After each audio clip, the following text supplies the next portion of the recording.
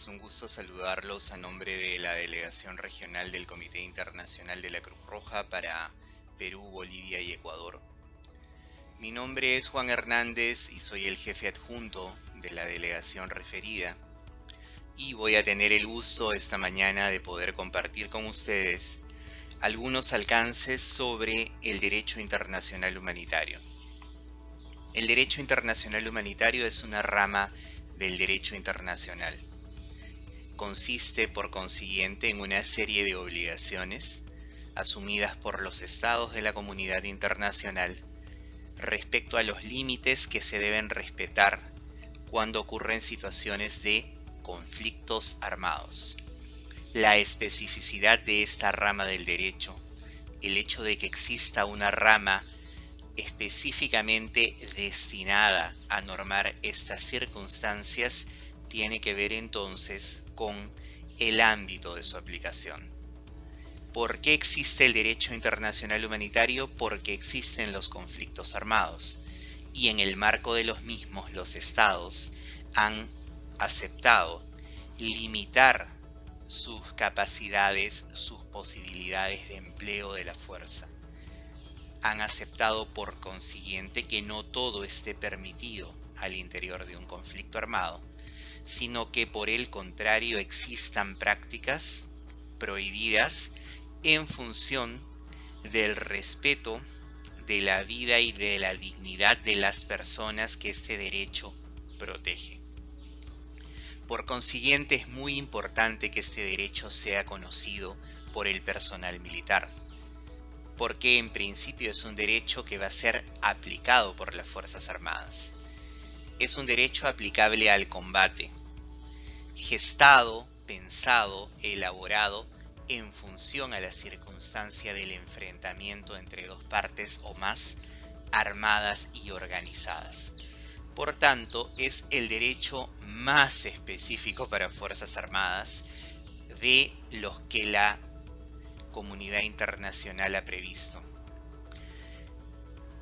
Toda Fuerza Armada profesional debe conocer el derecho internacional humanitario. Si bien es cierto que esperamos que no sea necesario que lo aplique, porque aplicarlo significaría que se encuentre en una situación de guerra, que atraviesa un conflicto armado, que combate contra un enemigo.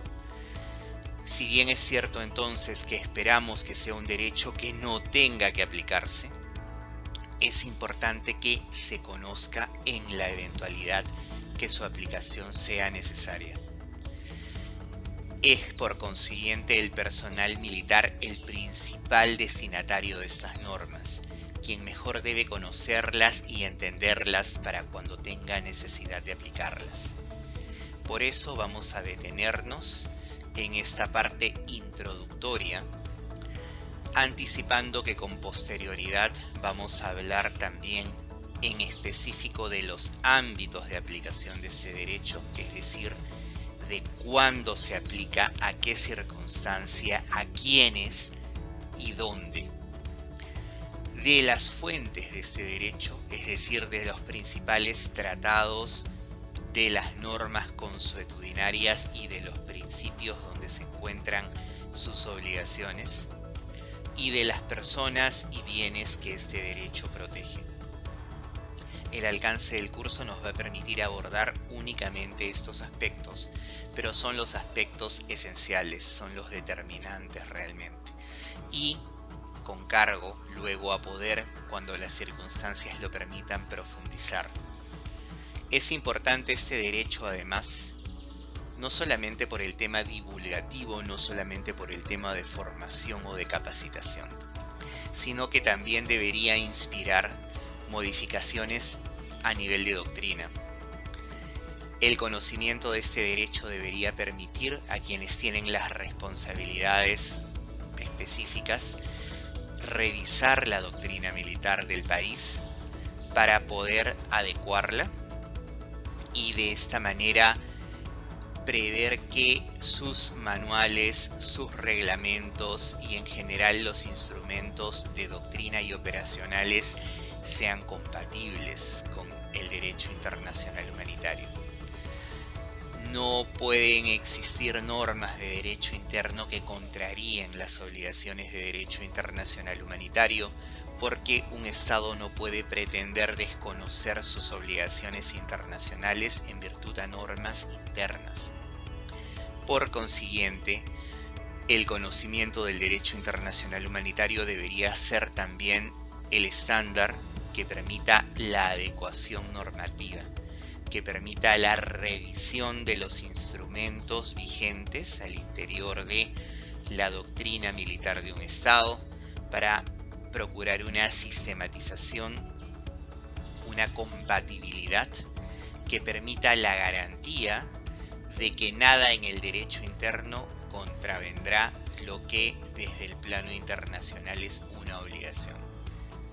Por consiguiente, no es el único objetivo de estas presentaciones la divulgación, sino promover también las medidas de integración necesarias y en ese sentido inspirar una revisión concienzuda de la doctrina vigente para encontrar eventuales incompatibilidades y para identificar también necesidades de regulación de momento no existentes.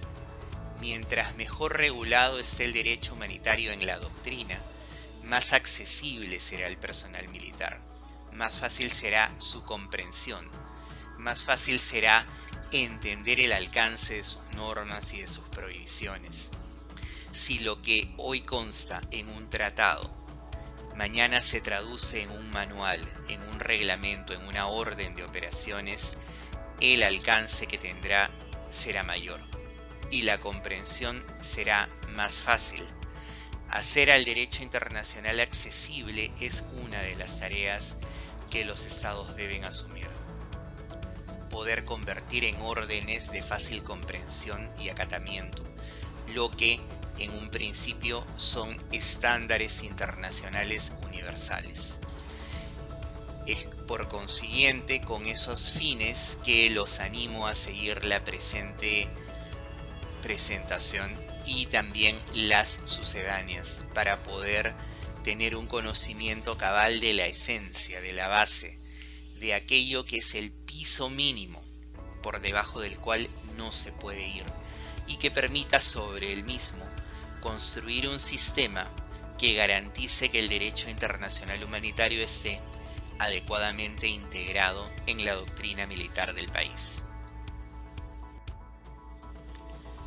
Cuando hablamos de derecho internacional humanitario, hay que pensar de inmediato en conflictos armados, en enfrentamientos entre dos o más partes organizadas y armadas para el combate. La asociación inmediata probablemente sea el enfrentamiento entre dos o más estados, entre las fuerzas armadas regulares de estados que se enfrentan. Pero el conflicto armado, y lo verán más adelante, puede también tener lugar entre las fuerzas armadas de un estado y entre un grupo armado organizado que lo combate. Inclusive podrían ser dos grupos armados organizados si el nivel de organización de capacidad de combate está presente. Por consiguiente debemos tener una mirada amplia, no centrarnos únicamente en el enfrentamiento entre estados, en la guerra externa, sino entender que la posibilidad también abarca el enfrentamiento entre un estado y un grupo armado. En ese sentido hay que pensar en el derecho internacional humanitario como el derecho aplicable a los conflictos armados en general y recordar que esta vinculación está en su mismo origen, en la misma identificación de la necesidad de su creación. Es un derecho que en su dimensión internacional es anterior incluso al derecho internacional de los derechos humanos. Es un derecho que se consideró en un momento urgente, necesario, que nació al calor del combate y por consiguiente ponderando las necesidades de las partes enfrentadas de tener un resultado victorioso en un enfrentamiento bélico. No es por lo tanto un corsé que impida a una fuerza armada obtener la victoria. No es una obligación que perjudique el interés bélico de la parte que lo acata. No es un derecho que me impida realizar aquello que es militarmente necesario para obtener una victoria. No es por consiguiente un derecho que pretenda disminuir la capacidad de una de las partes para obtener el resultado ventajoso que persigue. Es un derecho que sabe las necesidades del combate, es un derecho que por consiguiente no castiga a quien lo acata. Por el contrario, si lo entendemos bien, es un derecho que también ayuda a racionalizar el esfuerzo bélico, porque a lo que apunta es a que la fuerza se emplee contra objetivos que realmente representan una necesidad militar.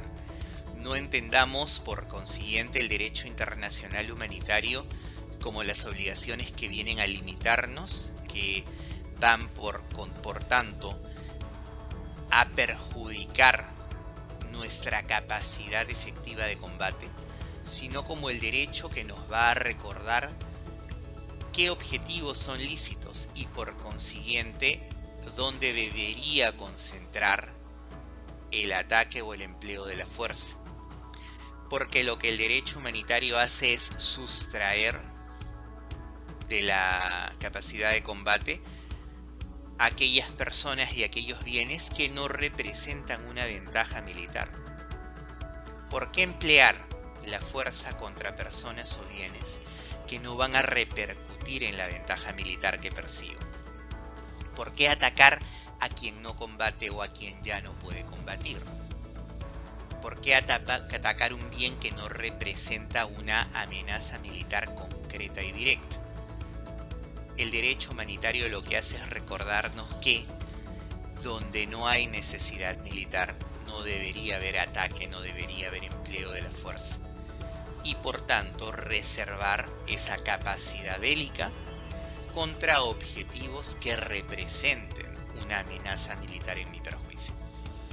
Ese es el planteamiento inicial en sencillo del derecho internacional humanitario y el ánimo detrás de su creación.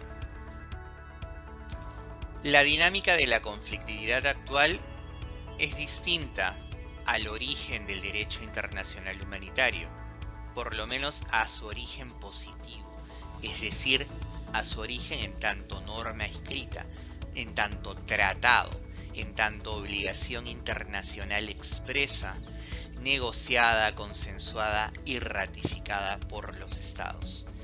El derecho internacional humanitario en su versión convencional, es decir, por la vía de tratados de obligaciones escritas, nace en una coyuntura muy diferente a la que conocemos hoy.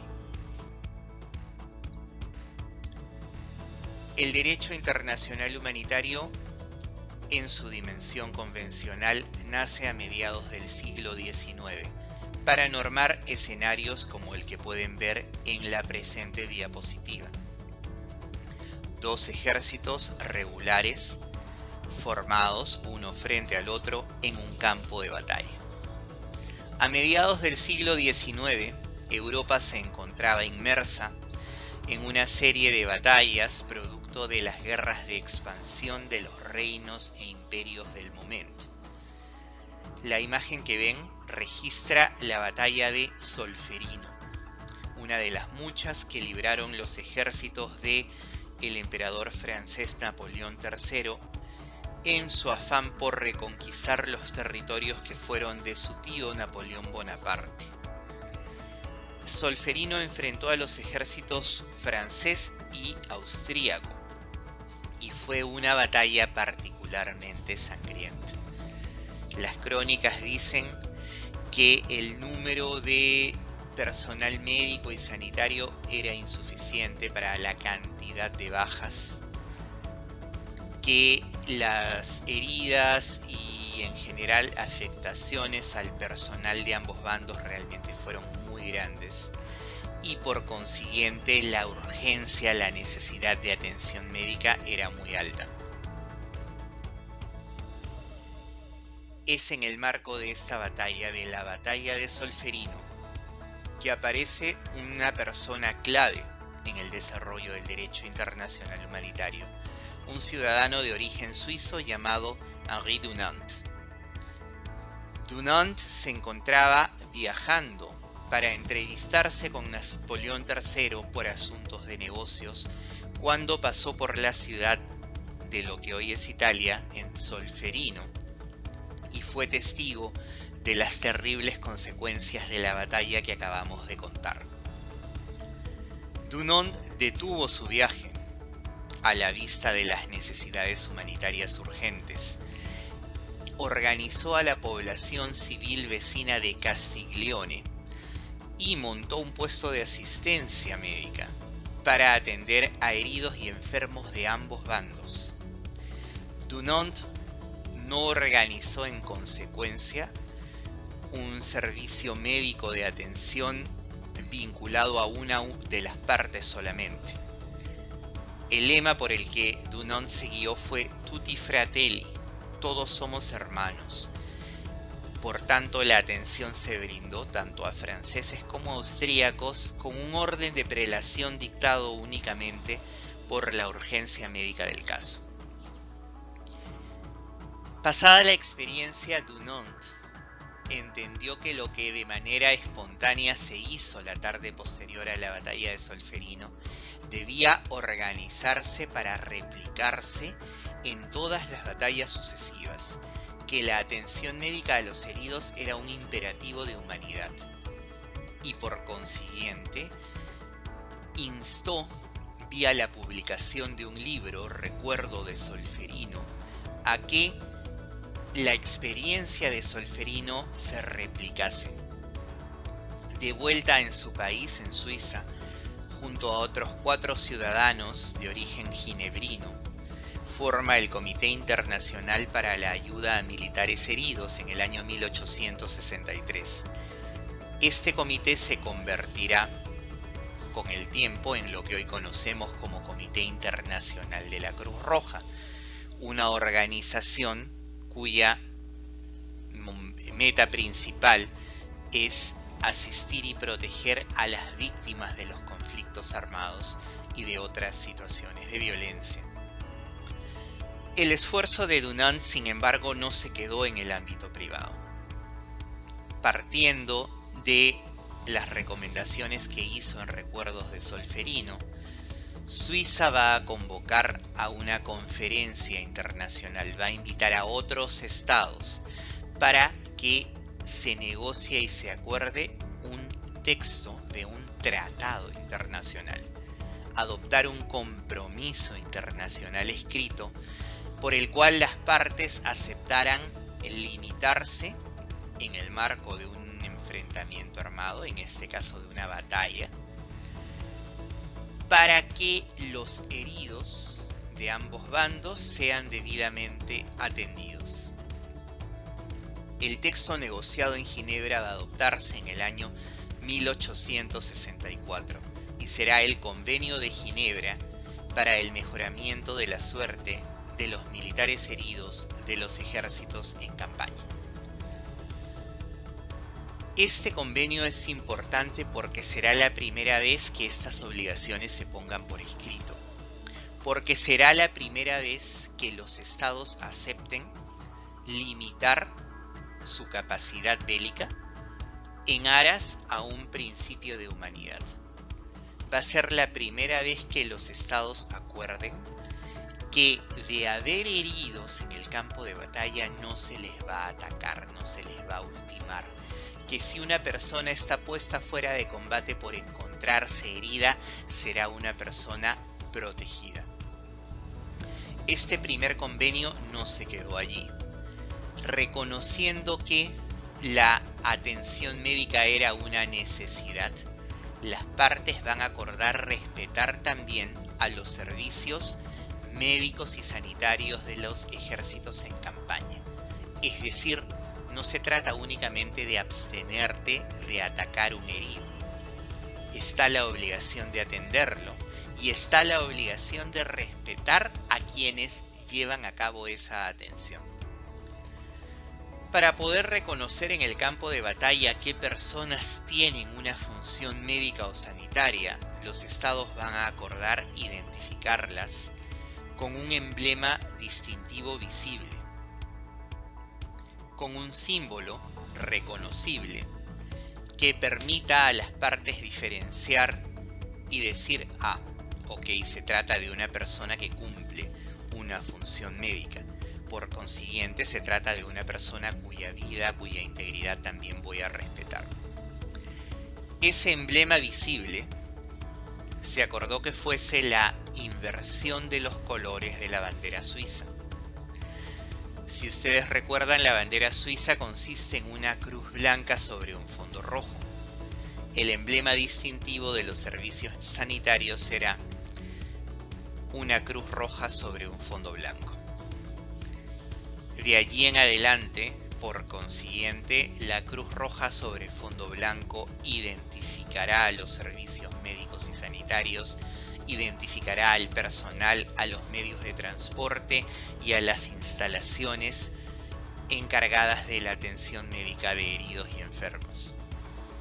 Con el transcurrir de la historia, este emblema va a conocer dos emblemas adicionales sucesivos, una media luna roja que permitirá a los estados de confesión islámica recurrir a un emblema que no sea la cruz, que les generaba resistencias de índole cultural, y un diamante rojo, un rombo con sus 4 lados en rojo, a disposición de aquellos estados que no deseen emplear ni la cruz ni la media luna.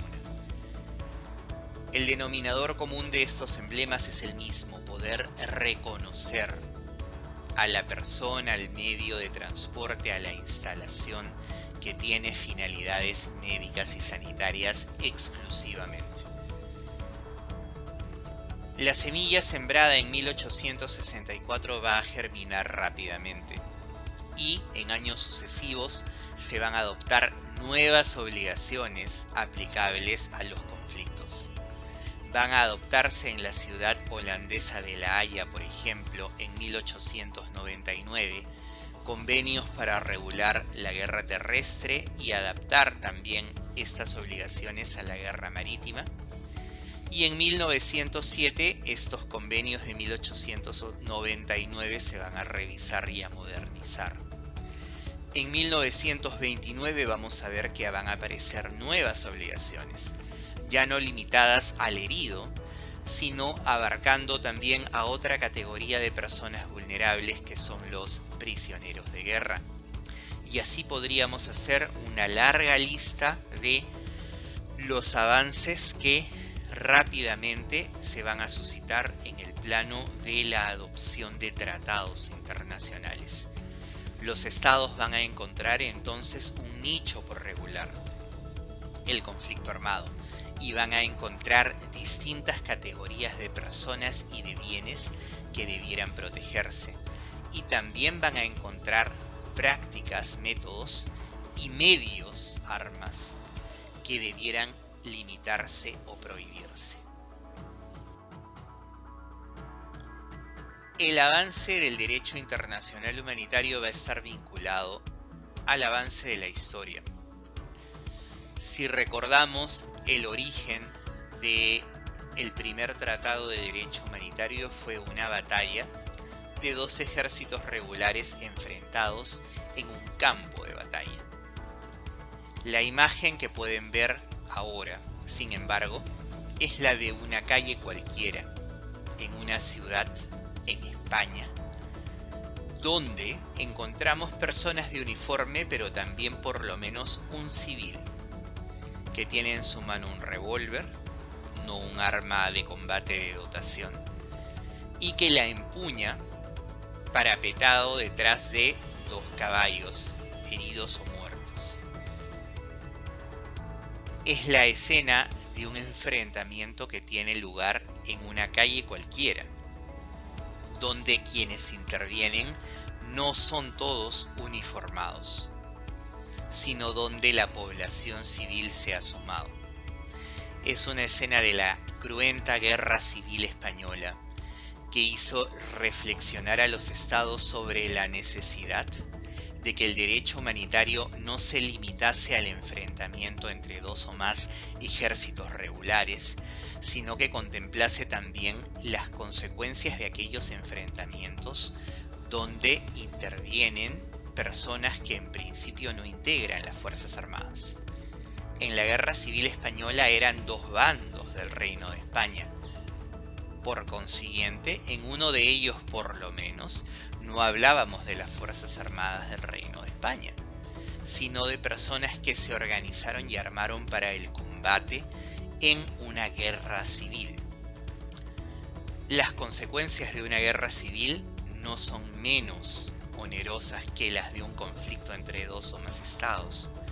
No es que haya menos muertos, menos heridos o menos destrucción.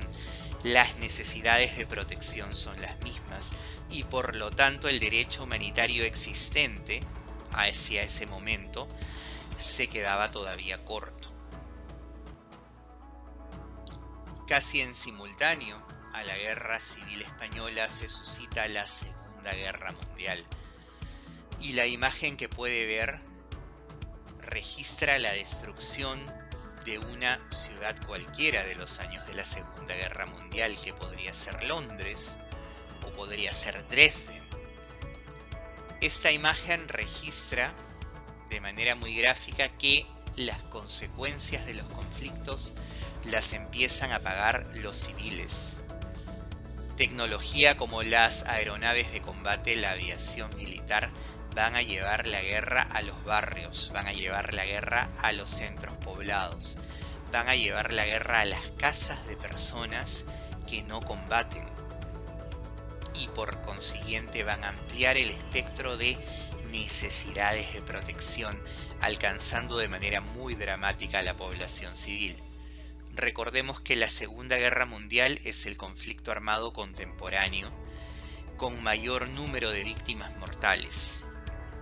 Si a eso le sumamos el dato de que casi la mitad de esas víctimas fueron civiles, vamos a ver que este derecho humanitario original pensado para los ejércitos únicamente, una vez más se quedaba corto.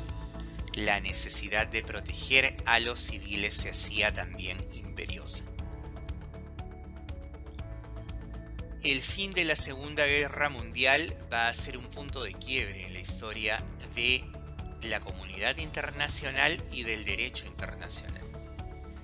Los estados van a pasar ese susto colectivo y van a adoptar medidas para procurar que un escenario tan terrible no se repita.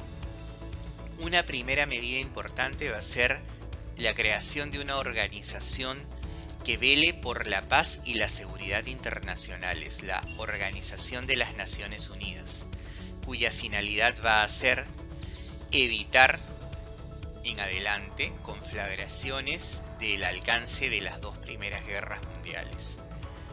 Es una organización que va a tender por consiguiente a las soluciones pacíficas entre sus miembros y cuyo tratado de creación va a contener una obligación muy importante para el tema que nos atañe: la prohibición para los estados de emplear la fuerza contra ellos, la prohibición de emplear la fuerza armada contra la integridad territorial, contra la independencia de otro estado.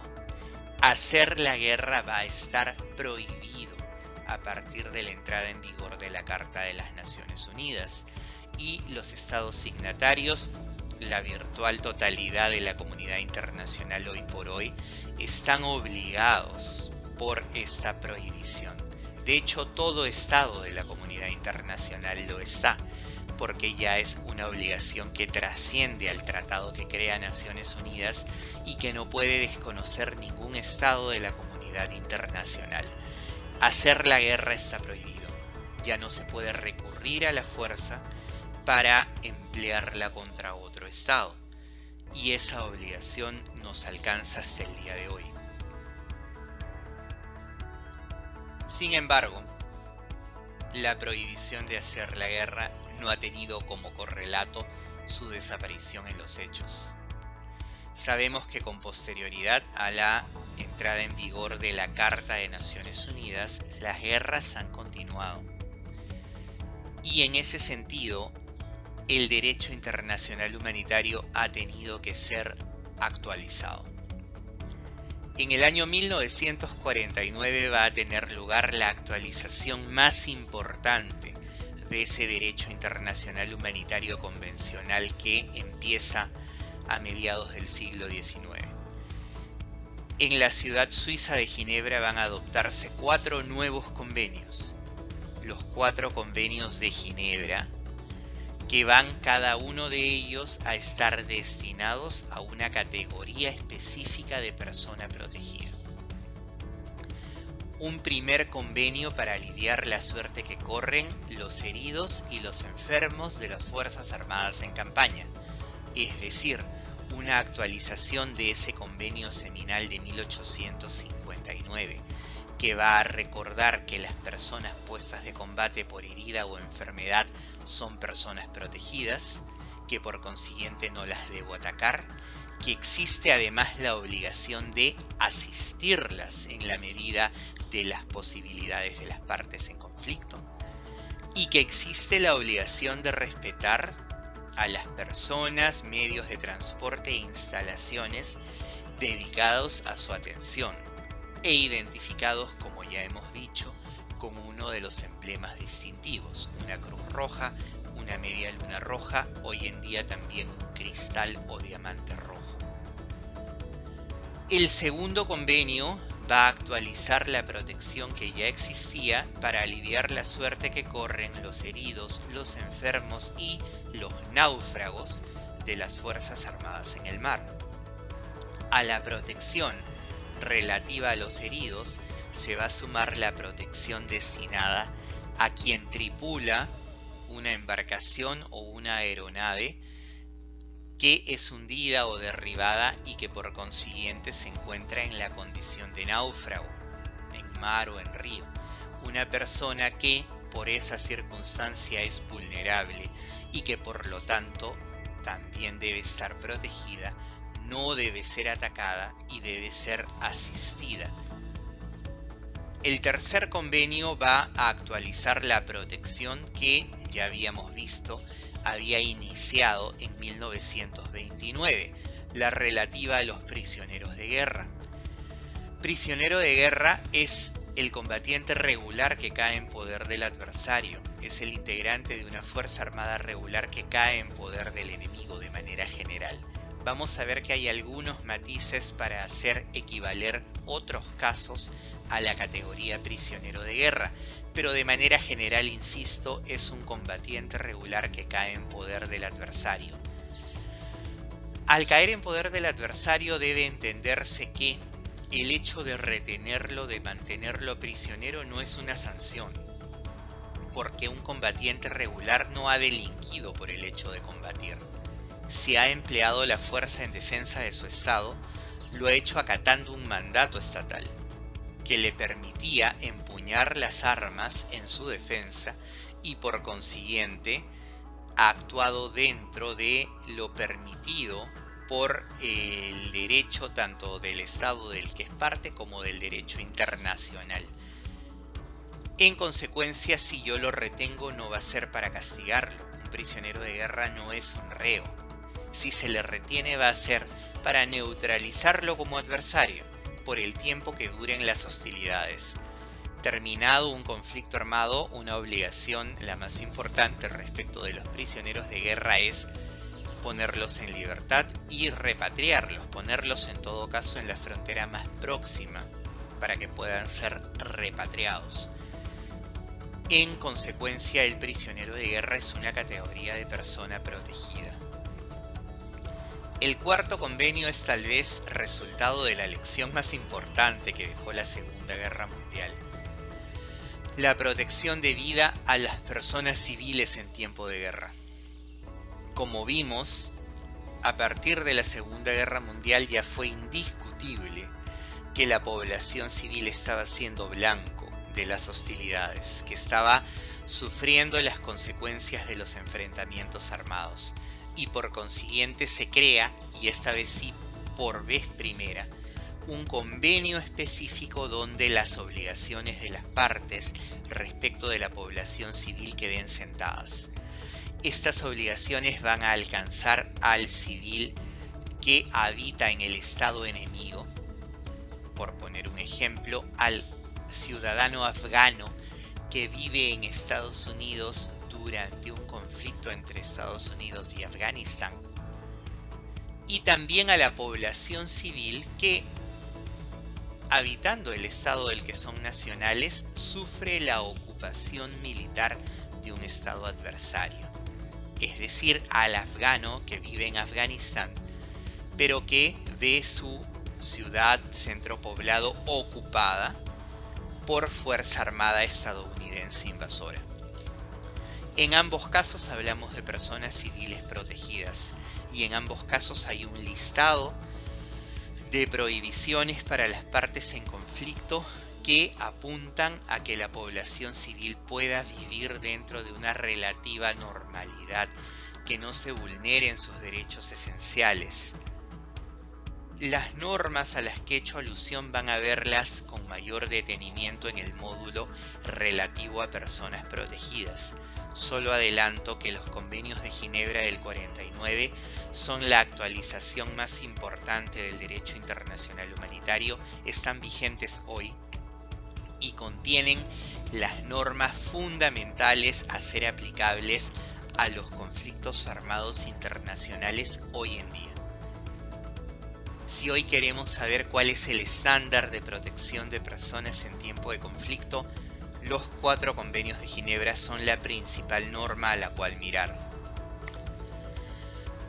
Me refería a los convenios armados internacionales, pero los convenios de Ginebra van a traer otra novedad esencial, y es que recién a partir de su adopción, el derecho internacional humanitario va a entrar a regular otro ámbito, que son los conflictos armados no internacionales, es decir, los conflictos que transcurren entre dos partes de un mismo estado, sin intervención de un estado distinto como una parte enfrentada a las fuerzas armadas regulares. Son dos partes de un mismo estado los enemigos. Es una guerra civil, como podría decirse coloquialmente. Es la lección o las lecciones aprendidas de esa cruenta guerra civil española y de otros conflictos del pasado, donde se evidencia que las partes en un conflicto de esta naturaleza tienen las mismas necesidades de protección que las personas vulnerables en un conflicto armado internacional.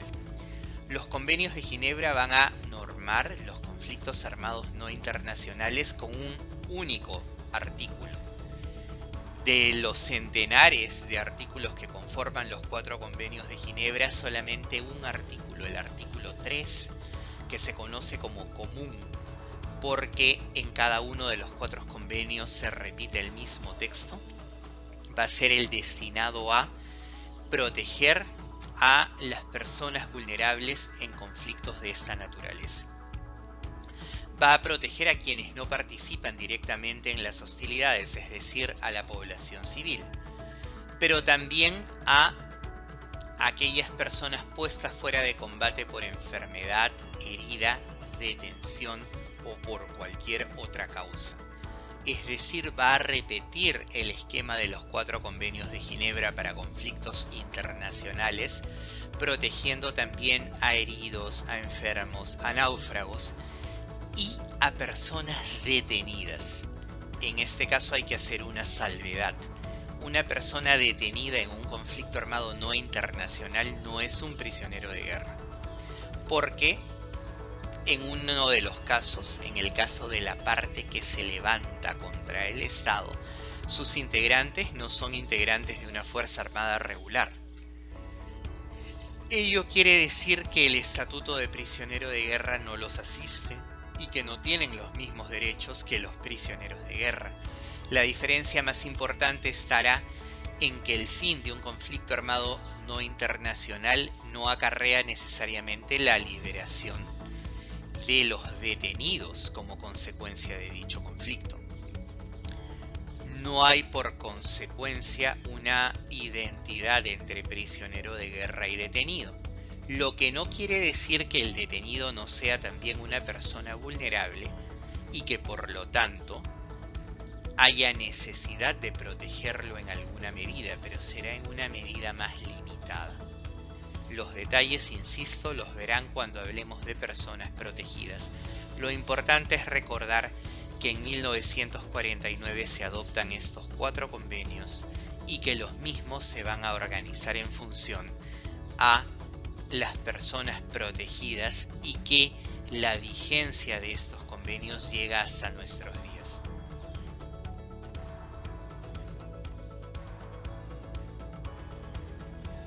La evolución del derecho internacional humanitario va a tener en consecuencia una piedra angular, una base fundamental en los convenios del 49, y de allí se va a construir el derecho internacional humanitario contemporáneo, el que hoy nos regula.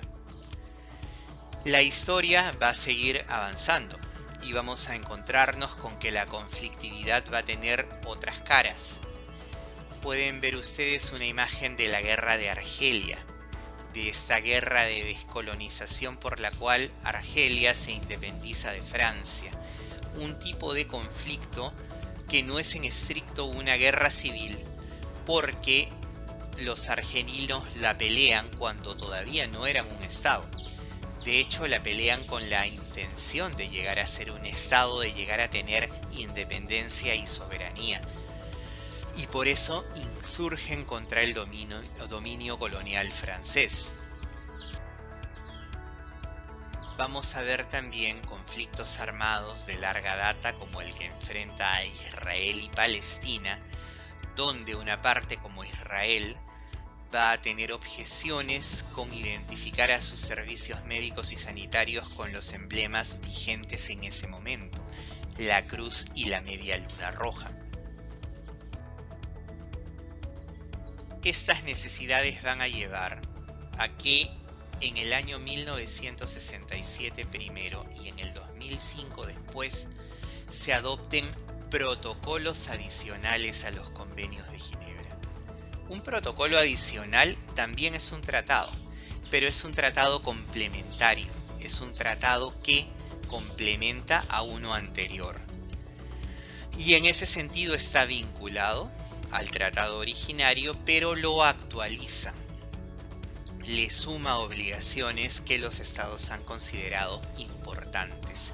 En el caso de los protocolos adicionales adoptados en 1977, que son 2, vamos a encontrarnos con que el primero se suma a las normas de los convenios de Ginebra aplicables a los conflictos armados internacionales, a los conflictos armados entre estados. La gran novedad que suponen las normas del protocolo adicional primero es la regulación de los conflictos que pelean pueblos que no son estados por 3 razones únicamente: por librarse de un régimen colonial, por librarse de una situación de ocupación extranjera o por librarse de un régimen racista. Son estos 3 los supuestos por los cuales un pueblo puede tomar las armas, enfrentar al Estado que lo somete, y que ese conflicto, pese a no enfrentar todavía a 2 estados, se considere internacional. Esto en virtud al protocolo adicional primero. Los estados que no han ratificado el protocolo adicional primero no se ven obligados por este extremo, pero sí hay normas del protocolo adicional primero que mejoran la protección de los heridos, los enfermos, los prisioneros de guerra o la población civil, o que se refieren a medios y métodos prohibidos que se identifican con ocasión de la negociación de ese protocolo, que van a ser exigibles a todo Estado que combate en la medida que recogen costumbre internacional, es decir, obligaciones que no nacen con el tratado, sino que son consuetudinarias, que han nacido con la práctica. El detalle de eso lo van a ver cuando hablemos de las fuentes del derecho internacional y también de las personas y bienes protegidos. De momento, recordar que existe un protocolo adicional primero que complementa la protección que los 4 convenios de Ginebra de 1949 otorgan en conflictos armados internacionales. El protocolo adicional segundo también es una norma complementaria de los convenios de Ginebra, pero tan solo de uno de sus artículos, del artículo 3 común. Es decir, es una nueva norma aplicable a conflictos armados no internacionales. El artículo 3 común tenía una redacción escueta, pero ya nos decía que en tiempo de conflicto armado no internacional, la población civil y las personas puestas fuera de combate por herida, enfermedad, detención u otra causa estaban protegidas. El protocolo 2 detalla en qué consiste esa protección. En consecuencia, expande la literatura, la narrativa en lo que hay la protección que el artículo 3 común concede y ayuda a configurarla de manera más completa. El protocolo adicional segundo no se aplica a todos los conflictos no internacionales vigentes. En primer lugar, el Estado concernido tiene que haber ratificado el protocolo 2 y no es el caso de todos los Estados. Hay varios Estados que todavía no lo ratifican. En segundo lugar, el protocolo 2 dispone su aplicación a conflictos en los cuales la parte que enfrenta al Estado tenga dominio territorial de parte del mismo. Es decir, se trata de conflictos no internacionales de alta intensidad, donde el grupo armado ha conseguido el control de parte del territorio. Ese es un requisito que excluye a los conflictos armados no internacionales donde ese control no es verificable. Por lo tanto, el artículo 3 común no es reemplazado por el protocolo 2. El protocolo 2 se le suma en aquellos conflictos donde el Estado concernido es parte del protocolo y donde el grupo armado ha podido concretar una situación de control territorial. En el año 2005 se va a adoptar el tercer protocolo adicional a los convenios de Ginebra de 1949 y este protocolo se adopta para sumar un tercer emblema distintivo a los ya existentes cruz y media luna rojas. El emblema, conocido como el cristal o el diamante rojo, es un rombo con sus 4 lados en rojo, que no tiene connotación cultural o religiosa alguna y que está a disposición de aquellos estados que tengan una resistencia al empleo de la cruz o de la media luna. Con los 4 convenios de Ginebra de 1949 y los protocolos adicionales del 1977 y del 2005, tenemos las principales normas en cuanto a protección de personas vigentes hoy en día. Pero el derecho internacional humanitario no se agota en estos instrumentos.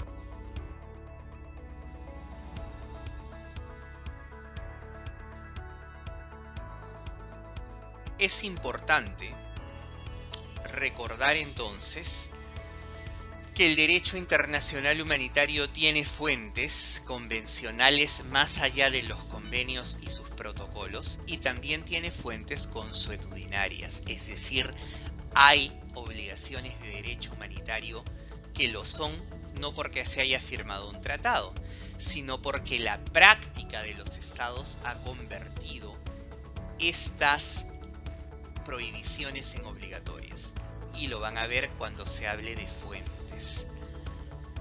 Ello para decir que si hoy queremos definir el derecho internacional humanitario, podemos hacerlo de la siguiente manera. podemos decir que el derecho internacional humanitario es el cuerpo de normas internacionales de origen convencional, es decir, contenido en tratados, o consuetudinario, es decir, obligatorio por la práctica, específicamente destinado a ser aplicable en los conflictos armados internacionales o no internacionales. Esto es lo fundamental. Si el derecho internacional humanitario es una rama específica, si el derecho internacional humanitario es, por ejemplo, una rama distinta de los derechos humanos, si el derecho internacional humanitario existe por sí solo, es en razón de su ámbito de aplicación, en que es un derecho específicamente destinado a ser aplicable en conflictos armados y no fuera de los mismos. El derecho humanitario no se aplica a otras situaciones de violencia, no se aplica, por ejemplo, a la protesta social, no se aplica a la delincuencia común, no se aplica a otros ámbitos que pueden ser violentos, que pueden suponer la intervención de cuerpos de seguridad estatales, normalmente policía, pero a veces incluso fuerzas armadas, sino que se aplica solamente al enfrentamiento entre enemigos organizados, a aquellas situaciones que coloquialmente pueden describirse como guerras, ya sea internacionales entre dos o más estados o no internacionales, entre un estado y un grupo armado que se organiza para combatir. Por poner un ejemplo cercano, entre Colombia y las FARC. Son ambos tipos de conflicto el ámbito de aplicación del derecho internacional humanitario, y ese ámbito es lo que explica su particularidad. El derecho humanitario existe porque existen conflictos armados y existe para normarlos, para limitar por razones humanitarias el derecho de las partes en conflicto a elegir los métodos y medios que van a usar. Va a haber por consiguiente prohibición de emplear relativos métodos y medios, de emplear relativas estrategias y armas, y que protege a las personas y a los bienes afectados. En este curso, por razones de tiempo, no vamos a detenerlos en la dimensión de la prohibición de medios y métodos. Es todo un capítulo de Derecho Internacional Humanitario que nos va a recordar que la elección de medios y métodos no puede ser libre, porque habrá medios y métodos que por lesionar, por violar principios humanitarios no se aceptarán. Pero el tiempo no va a permitir verlos con detenimiento. Vamos más bien a apuntar a la identificación de las personas y los bienes protegidos, de aquellas personas y bienes que, por no representar una ventaja militar, no deben ser objeto de ataque. Lo hemos bosquejado al hablar de los 4 convenios de Ginebra y al decir que las personas heridas y enfermas, enfermas y náufragas en el escenario del combate naval, que los prisioneros de guerra y que la población civil son personas protegidas, son personas que no deben ser objeto de ataque. Van a ver luego con mayor extensión en qué consisten las prohibiciones que apuntan a resguardar esa condición de persona protegida. Lo importante en consecuencia es recordar que este derecho interpela al profesional militar, porque es un derecho que le va a tocar aplicar de manera principal.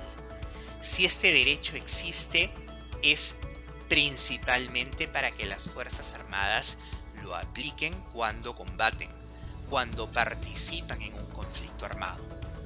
Es una situación que, insisto, no quisiéramos que se dé. Es un derecho que esperamos que no tenga que ser aplicado. Pero en la eventualidad que su aplicación sea necesaria, en la eventualidad que el Estado sea parte en un conflicto contra otro Estado o contra un grupo armado que se levanta para combatirlo, la Fuerza Armada tiene que conocer ese derecho, porque su actuación profesional va a depender del respeto del mismo. Son obligaciones que, como hemos visto, han creado los propios estados. Son los mismos estados los que se han querido obligar por estos estándares. No son creación de organizaciones internacionales, no es creación de ONGs, no es la Cruz Roja la que ha impuesto el contenido del derecho humanitario. Son los mismos estados los que han creado los tratados, los que han creado la costumbre y los que por consiguiente han entendido que las prohibiciones que componen el derecho humanitario son obligatorias. Y para honrar la palabra empeñada por los estados, las Fuerzas Armadas tienen que conocer este derecho. Tienen no solo que conocerlo, tienen que integrarlo en su doctrina, en su instrucción y en su entrenamiento. Tienen que volverlo por consiguiente doctrina interna, manuales, reglamentos, órdenes de operaciones. Tienen que convertirlo en contenido esencial de sus cursos de formación y de perfeccionamiento. Debería ser materia de enseñanza a nivel de las escuelas y a nivel de todos los estamentos de capacitación y de actualización. Y debería ser también parte del entrenamiento. Debería ser parte de las pistas de entrenamiento, por ejemplo, y en general de todas las prácticas, porque es un derecho que tiene que internalizarse. Las clases como la que hemos tenido hoy no bastan para que este derecho se internalice. Tiene realmente que ser objeto de estudio y de práctica para que toda persona pueda tener internalizada la reacción correcta cuando se encuentra frente a una persona o a un bien protegido, para que realmente sea natural, para que sea realmente la primera reacción, lo primero en lo que pienso, el hecho de saber que si voy a emplear la fuerza, que si voy a emplear un arma, que si voy a emplear un medio de combate, debo preguntarme, ¿el objetivo es lícito? ¿No será una persona protegida? ¿No será un bien protegido? Esa reacción, ese cuestionamiento es la garantía última del respeto de ese derecho humanitario. Por consiguiente, hay que conocerlo bien. Este curso va a apuntar a su conocimiento en teoría, pero insisto en que el respeto no estará garantizado sino hasta que este derecho sea integrado en la doctrina, en la instrucción y en el entrenamiento del personal militar. El conocimiento que van a recibir a lo largo del curso virtual va a ser en consecuencia un primer peldaño, pero no va a completarse la tarea hasta que el ejercicio de integración no se complete. Pero para empezar hay que conocer. Y lo importante de esta primera sesión es saber que este derecho existe, que existe para ser aplicado en conflictos armados y que se manifiesta a través de la prohibición de medios y métodos de combate y de la protección de personas y bienes vulnerables. El curso va a permitir extendernos en cuanto a personas y bienes, pero no hay que perder de vista que hay toda una dimensión del derecho humanitario que no vamos a alcanzar a ver, pero que está disponible en los medios de consulta de los que hoy todos disponemos. Recordemos, por consiguiente, la definición, recordemos la especificidad del ámbito de aplicación del derecho humanitario, recordemos que es un derecho aplicable a conflictos armados y aplicable principalmente por quienes participan en los mismos. Es un derecho, en consecuencia, que vincula de manera especial a la Fuerza Armada, y es por ello que le vamos a dedicar buena parte del presente curso virtual a tratar sus alcances con ustedes.